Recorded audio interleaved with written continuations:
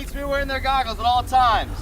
Zarek, wear your goggles. So in the last few years that I've been teaching science, you can teach it with notebooks, you can teach it with journals, you can teach it with problems and videos and make it all very boring, or you could go out into the real world and actually do the science. 2, 1.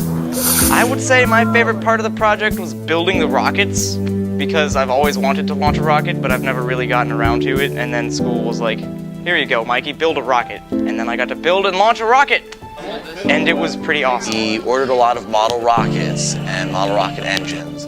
The students put them together in class. Each student had their own project. And then we actually got to go outside, and each student launched their own rocket, and most of them were successful. It just kind of stood there and burned out, and then after it burned out a couple seconds later, the parachute launched, and it was awesome.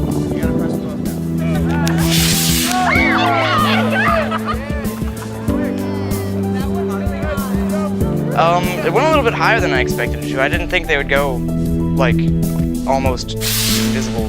Launched them, we took some videos, we did some analysis, and we came up with all these really cool answers.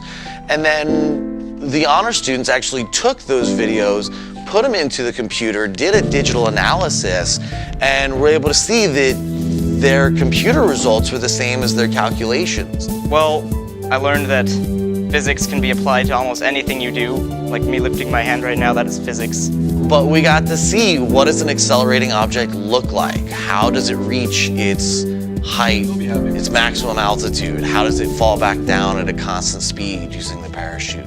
Yeah, and I've started to apply physics problems to everything that I do now. The answers that I got, like the acceleration and the velocity, made sense. So we looked at all these different concepts that we talked about in class, and we brought them together and actually went out and had some fun with it. I want to go! I'm scared now. Wait. That looks awesome. Where did it go? Right there. I don't